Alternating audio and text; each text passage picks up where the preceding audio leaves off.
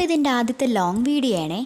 നാളെ എനിക്ക് 4th സെമ്മിൻ്റെ exam start ചെയ്യാം. അപ്പോൾ അതിൻ്റെ ഒരു പ്രിപ്പറേഷനും നാളെ കോളേജിൽ പോകുന്നതൊക്കെയാണ് ഈ വീഡിയോ ഇഷ്ടമായാൽ എല്ലാവരും ലൈക്ക് ചെയ്യണം, സബ്സ്ക്രൈബ് ചെയ്യണേ. എനിക്ക് 21-നായിരുന്നു എക്സാം സ്റ്റാർട്ട് ചെയ്യാൻ വേണ്ടി ഇരുന്നത്. പക്ഷേ എന്തോ കാരണങ്ങൾ കൊണ്ട് 21-ലെ എക്സാമും 23-ലെ എക്സാമും മാറ്റിവെച്ചു. അങ്ങനെ 25-ലെ എക്സാമാണ് ഈ ഒരു സബ്ജക്റ്റായ ബാങ്കിങ് ആൻഡ് ഇൻഷുറൻസ് എന്ന് പറയുന്നത്. ഇതിലൊരു 5 മൊഡ്യൂൾ എനിക്ക് പഠിക്കാനായിട്ടുണ്ട്. ഞാനിതുവരെ ഒരു 3 മൊഡ്യൂളൊക്കെ ഇതുവരെ കവർ ചെയ്തോളൂ. ഇനിയും പഠിക്കാനുണ്ട്. എന്നാലും ഞാൻ ഇമ്പോർട്ടൻ്റ് ആയിട്ടുള്ള പോർഷൻസാണ് കൂടുതലും നോക്കിയത്.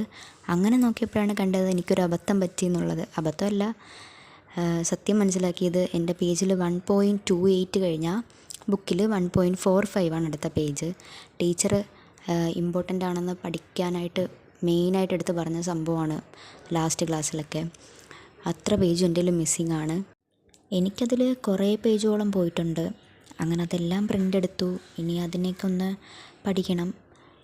പിന്നെ ഒരു 2 മൊഡ്യൂൾസൊക്കെ പഠിക്കാനായിട്ടൊക്കെ ഉണ്ട്.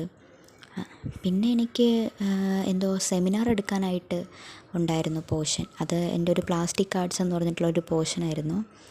ആ ഒരു പോർഷൻ എനിക്ക് നന്നായിട്ടറിയാം. അതെല്ലാം ഞാൻ നന്നായിട്ട് നോക്കിയിട്ടൊക്കെ ഉണ്ട്. പിന്നെ എന്തോ കാരണം കൊണ്ട് ടീച്ചർ എന്തോ ക്ലാസ് എടുക്കേണ്ടി വന്നില്ല. സ്റ്റഡി ലീവും കാര്യങ്ങളൊക്കെ ആയിട്ട് ക്ലാസ് എടുക്കേണ്ടി പറ്റിയില്ല എനിക്ക്. അങ്ങനെ അതെല്ലാം നോക്കിയിട്ട് പിന്നെ അവിടെ നിന്നൊക്കെ കുറച്ചൊക്കെ ഇനി പഠിച്ചെടുക്കണം. ഞാൻ അങ്ങനെ വലിച്ചോരി പഠിക്കാറില്ല.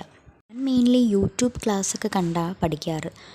കൊമേഴ്സ് അച്ചീവേഴ്സിൻ്റെയും ലേണീസിയുടെ ക്ലാസ്സൊക്കെയാണ് ഞാൻ പഠിക്കാനായിട്ട് കാണാറുള്ളത്. അതൊക്കെ കാണുമ്പോഴേക്ക് കുറച്ചും കൂടി എനിക്ക് കാര്യങ്ങളൊക്കെ മനസ്സിലാവും. എന്നിട്ട് 1-2 വട്ടമൊക്കെ വായിക്കുമ്പോഴത്തേക്ക് എന്താണെന്നുള്ളത് പിടികിട്ടും. ഞാൻ ടീച്ചർ ഇമ്പോർട്ടൻ്റ് ആണെന്ന് പറയുന്ന ഡെഫിനിഷനൊക്കെ കാണാതെ പഠിക്കാറ്. ഇങ്ങനെ മാർക്ക് ചെയ്ത് വെച്ചിട്ട് കാണാതെ പഠിക്കും. എന്നിട്ട് അല്ലാത്ത സംഭവങ്ങളൊക്കെ പോയിൻറ്റ്സ് മാത്രം എഴുതിയെടുത്തിട്ട് കണ്ടൻറ്റൊക്കെ ജസ്റ്റ് വായിച്ച് വെച്ചിട്ട് സ്വന്തമായിട്ട് എഴുതാറാണ് എപ്പോഴും ചെയ്യുന്നത്. പിന്നെ ഞാൻ കണ്ടിന്യൂസ് ആയിട്ട് ഒരിടത്ത് തന്നെ ഇരുന്ന് പഠിക്കില്ല.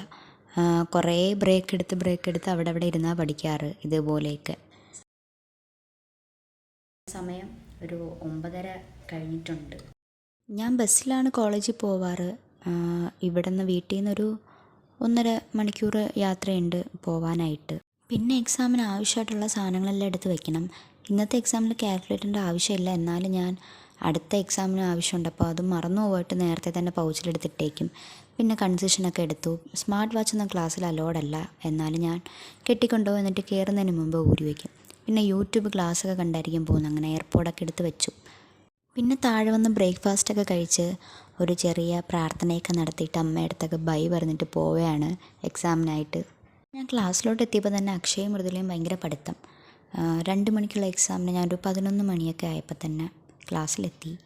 പിന്നെ ആദ്യത്തെ എക്സാം ആയതുകൊണ്ട് തന്നെ ഹോൾ ടിക്കറ്റ് വാങ്ങിക്കണമായിരുന്നു. അങ്ങനെ ഓഫീസ് റൂമിലോട്ടൊക്കെ പോയി ഹോൾ ടിക്കറ്റ് വാങ്ങിക്കാനായിട്ട് സൈൻ ചെയ്തൊക്കെയാണ് ഹോൾ ടിക്കറ്റ് വാങ്ങിക്കാൻ. അങ്ങനെ അതെല്ലാം വാങ്ങിച്ചു. അതിൻ്റെ അടുത്തായിട്ട് തന്നെയായിരുന്നു എൻ്റെ ഹോൾ. അങ്ങനെ എക്സാം എല്ലാം കഴിഞ്ഞിറങ്ങി. അത്യാവശ്യം എളുപ്പമുള്ള എക്സാമൊക്കെ ആയിരുന്നു. അങ്ങനെ ആ സന്തോഷത്തിന് മുകളിൽ ഓക്കെയൊക്കെ പറഞ്ഞ് വരെയായിരുന്നു. അപ്പോൾ വീഡിയോ ഇഷ്ടമായ എല്ലാവരും ലൈക്ക് ചെയ്യണം, സബ്സ്ക്രൈബ് ചെയ്യണം. താങ്ക്